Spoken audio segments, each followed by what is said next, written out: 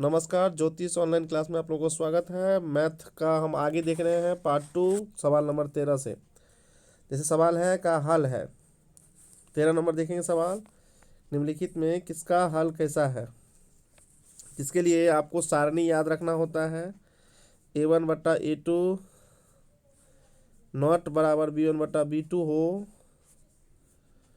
तो इसका हल होता है, जो हल होता है वो होता है एक हल अद्वितीय, और जो ग्राफ होता है इसका वो प्रतिच्छेद करती हुई रेखा होता है। जैसे ग्राफ अगर खींचेंगे तो ये एक्स एक्स हुआ, x x dash, y y dash, तो दो ग्राफ जब खींचेंगे तो एक काटेगा एक दूसरे को। जैसे यहाँ काट रहा है, कब? जब A1 बट्टा A2 नॉट बराबर B1 बट्टा B2 हो तब ये होगा। अब सवाल कह रहा है, अगर हम इसको देखें तो इसका हो गया A1 1 बट्टा 2, और फिर हो गया 2 बट्टा 4, तो कट के 1 बट्टा 2 है, और फिर 4 बट्टा 8, 4 बट्टा 8 है वहाँ, तो वो भी हो गया 1 बट्टा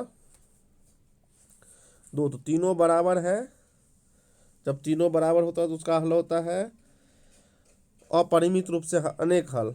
तो इसका आंसर हो जाएगा अपरिमित रूप से अनेक हल, अनगिनत हल, डी। अगर इस तरह से ये बॉक्स को याद कर ले, चैप्टर 3.3 BTC में होगा। क्वेश्चन नंबर 14 अगर देखें, 14 कह रहा है कि इतना के शून्यक एक दूसरे के व्युत्क्रम है। याद रखेंगे व्युत्क्रम का अर्थ होता है 1 बाय जो संख्या दे रहा है, दो शून्यक है, एक के शून्यक हो तो बी का मान याद करें। तो अल्फा, तो एक अल्फा है, दूसरा हो जाएगा 1 बाय बीटा, क्योंकि व्युत्क्रम का रहा है। क्रॉस गुना करेंगे तो हो जाएगा अल्फा इंटू बीटा बराबर 1। अल्फा इंटू बीटा होता है सी बाय ए, तो यहाँ सी का स्थान पे है माइनस बी, और ए के स्थान पे है आपको 1, तो माइनस बी बराबर हो जाएगा 1 और बी बराबर हो जाएगा -1, इसलिए इसका आंसर हो जाएगा बी। याद रखेंगे मूलों का योगफल होता है -b बाय ए, और मूलों का गुणनफल होता है c बाय ए। एक और क्वेश्चन, अर्धवृत्त का कोण होता है, तो अर्धवृत्त का जो कोण होता है वो 90 डिग्री का होता है। अगला क्वेश्चन, द्विघात समीकरण के मूल वास्तव नहीं है। याद रखेंगे यहाँ 3 कंडीशन आपको याद रखना है। यदि b² - 4ac बराबर 0 हो तो दो मूल जो है बराबर और वास्तविक होता है। अगर b² - 4ac बराबर या 0 से बड़ा हो तो दो भिन्न और वास्तविक होता है। और तो चौथा क्वेश्चन, अगर 0 जो है d का मान 0 से छोटा हो, अर्थात ये d वाला, तो वास्तविक मूल नहीं होता। याद रखेंगे 3 कंडीशन, d निकालेंगे मूल की प्रकृति ज्ञात करने के लिए। अगर d का मान 0 होगा तो दो बराबर और वास्तविक मूल होगा। d का मान अगर 0 से बड़ा होगा तो दो भिन्न और वास्तविक मूल होगा। अगर d का मान 0 से छोटा होगा तो कोई वास्तविक मूल नहीं होगा। क्वेश्चन नंबर 17 देखेंगे। 17 नंबर क्वेश्चन को देखेंगे तो 17 नंबर क्वेश्चन है, 17 नंबर क्वेश्चन को देखेंगे 1 by alpha plus 1 by beta का मान निकालना है। दोनों का एलसीएम ले लेंगे तो अल्फा बीटा हो जाएगा, अल्फा बीटा हो जाएगा, और बीटा प्लस अल्फा हो गया। यहाँ ध्यान देंगे ये क्वेश्चन भी पूछता है, तो अल्फा प्लस बीटा का होता है -b बाय ए, और इसका होता है c बाय ए। तो a से a कट गया तो -b बाय c हुआ।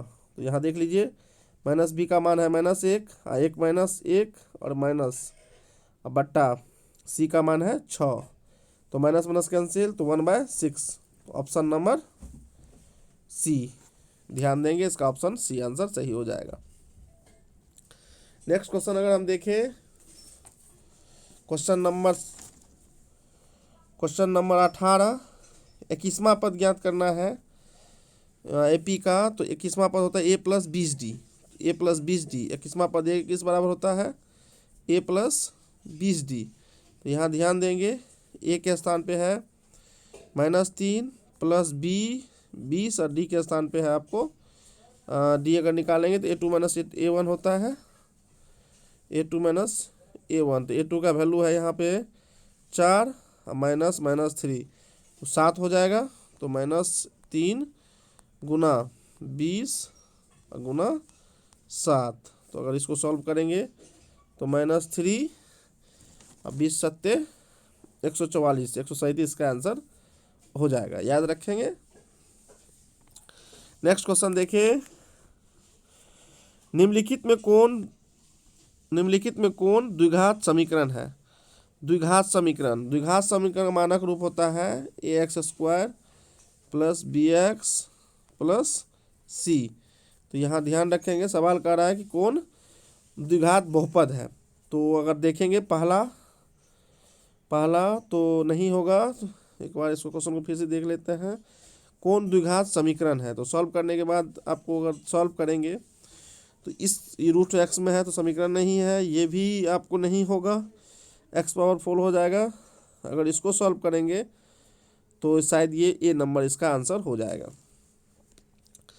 क्वेश्चन नंबर, इसका होल क्यूब करेंगे तो x³ कर जाएगा, तो x² दोनों तरफ बच जाएगा। क्वेश्चन नंबर अगला देखते हैं 20 का, समांतर श्रेणी का कौन सा पद शून्य है। तो याद रखेंगे, यहाँ an बराबर शून्य दिया हुआ है। an का फार्मूला होता है a plus n-1 into D बराबर 0। अब a का वैल्यू है आपको 80 प्लस n-1 और इंटू डी बराबर हो जाएगा 0। तो डी के स्थान पे हो जाएगा -4, तो उसके स्थान पे उधर भेजेंगे तो n-1 बराबर हो जाएगा -4 -80 बट्टा -4 कट जाएगा 20, तो n बराबर हो जाएगा 21। 21वां पद जो है ये आंसर हो जाएगा। नेक्स्ट क्वेश्चन, अगर अगला क्वेश्चन देखें, यदि समांतर श्रेणी का n समान पद को an कहते हैं, समान पद को हम लोग an से डिनोट करते हैं। an बराबर कितना है, अभी सवाल देख लेते हैं। an बराबर है आपको 6 - 4n। अब एक रखते हैं यहाँ तो 6 और 4 घट गया तो 2। उसी तरह से a2 रखते हैं अगर यहाँ तो a2 बराबर हो जाएगा आपको तो 8 - 2 और d निकालते हैं तो a2 - a1 होता है। a2 का वैल्यू निकला -2 और a1 का निकला -2, तो -4 ऑप्शन हो जाएगा इसका सी। इसका ऑप्शन हो जाएगा सी। क्वेश्चन नंबर 22 देखेंगे, निम्नलिखित में कौन समांतर श्रेणी है। तो ये भी क्वेश्चन अच्छा है, निम्नलिखित में कौन समांतर श्रेणी है। तो समांतर श्रेणी के लिए सबसे पहले आपको जानते हैं कि सब पदों का सबका सार्वंतर सेम होना चाहिए। तो अगर देखें तो इसका हमको लग रहा है यह बी नंबर, इसका समांतर श्रेणी मतलब a2 - a1 अगर करेंगे तो हो जाएगा a² - a नहीं घटेगा, कॉमन लेना पड़ेगा। और a³ - a² करेंगे, ये भी नहीं घटेगा, इसमें भी कॉमन लेना पड़ेगा। दोनों का पद समान नहीं है, इसलिए इसका आंसर भी हो जाएगा। मूल बिंदु के निर्देशांक होते हैं, अच्छा से देख लीजिए, मूल बिंदु के निर्देशांक 0 0 होते हैं। जब x अक्ष पे रहता है बिंदु तो उसका x 0 होता है, और जब y अक्ष पे कोई बिंदु रहता है तो उसका निर्देशांक 0y होता है। नोट कर लेंगे, मूल बिंदु का 0 0, x अक्ष पे अगर कोई बिंदु है तो x 0 और y अक्ष पे है तो 0y। ये भी एक ऑब्जेक्टिव पूछता है। 24 नंबर की बात करें तो 24 नंबर भी अच्छा सवाल है कि देखिए यहाँ पे दो भुजा दिया हुआ है, दोनों त्रिभुजों का क्षेत्रफल कह रहा है। तो अनुपात वाले में क्षेत्रफल स्क्वायर हो जाता है, 2 का स्क्वायर 4, 3 का स्क्वायर 9, तो आंसर हो जाएगा इसका ए। 25 नंबर की बात करें, 25 नंबर में कह रहा है दी हुई आकृति में x का मान ज्ञात करें। तो हम जानते हैं कि त्रिभुज का जो बाह्य कोण बढ़ता है, बढ़ाने से जो बनता है कोण, वो दोनों कोण के बराबर होता है। तो 60 + 50 110 डिग्री। अगर हम अगला कोण की बात करें, अगला क्वेश्चन 27 की बात करें तो मिलाने वाले मध्य बिंदु निकालना है। ये भी अच्छा क्वेश्चन है। मध्य बिंदु में निकालने के लिए क्या करते हैं, दोनों बिंदु के जो x1 1 है जोड़ देते हैं। जो पहला को जोड़ते हैं 8, 2 से भाग दिए 4, तो देख लेंगे ऑप्शन हो गया ये। और दूसरा को जोड़ते हैं तो हो गया 6 में 2 से भाग देते हैं 3, इसका आंसर हो जाएगा डी। अगला क्वेश्चन देखते हैं 27 नंबर अगर देखें तो बीच की दूरी ज्ञात करना। ये भी क्वेश्चन आसान है, पूछता है एग्जाम में। तो बीच में भी वही करते हैं, पहला को पहला से घटा देते हैं तो 4 में से पहला को पहला घटाएंगे तो 4 - 4 का स्क्वायर और 6 - 2 का स्क्वायर प्लस, तो हो गया 2 का स्क्वायर प्लस 2 का स्क्वायर, तो 4 4 8, 8 का वर्गमूल 2√2। फिर से एक बार देख लेते हैं, कहीं गलती लग रहा है। 4 सॉरी 4 में 4 गया, 4 का स्क्वायर 16, यहाँ पर 32, 32 का वर्गमूल होता है 4√2।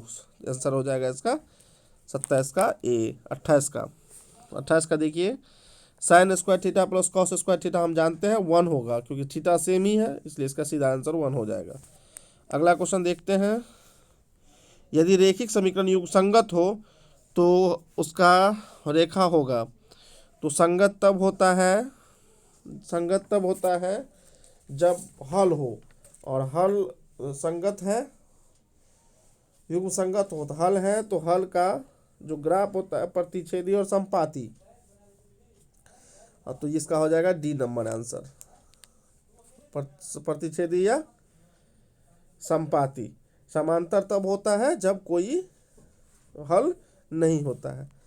अब क्वेश्चन नंबर, ये भी 30 बहुत इंपॉर्टेंट है, ध्यान देंगे। आप जब भी ये क्वेश्चन देगा तो इस तरह से 4 गो अक्ष बना लेंगे। तो ये एक्स डैश होता है, एक्स होता है, एक्स डैश होता है, ऊपर वाई, वाई डैश होता है। तो यहाँ जो पहला एक्स का ये मूल बिंदु होता है, और जो ये पहले एक्स का लेते हैं तो प्लस होता है 1 2, इधर लेते हैं तो -1 -2 होता है, इधर लेते हैं 1 और 2, इधर वाई के लिए -1 -2 होता है, अगर आप पढ़े होंगे आप लोग। तो पहला जो चतुर्थांश होता है इसमें जैसे एक्स का लेते हैं पहले, फिर वाई का लेते हैं, दोनों प्लस प्लस, तो पहला प्लस प्लस, दूसरा पहले एक्स का लेते हैं माइनस, और ये भी प्लस, तो माइनस प्लस, तीसरा माइनस माइनस, और चौथा पहले एक्स का लेते हैं तो प्लस है प्लस, और फिर उसके बाद वाई का लेते हैं तो माइनस है। तो अब इस तरह से आप देखिए, यहाँ दोनों माइनस है, दोनों माइनस किस चतुर्थांश में होता है? तीसरा चतुर्थांश में। नोट कर लेंगे।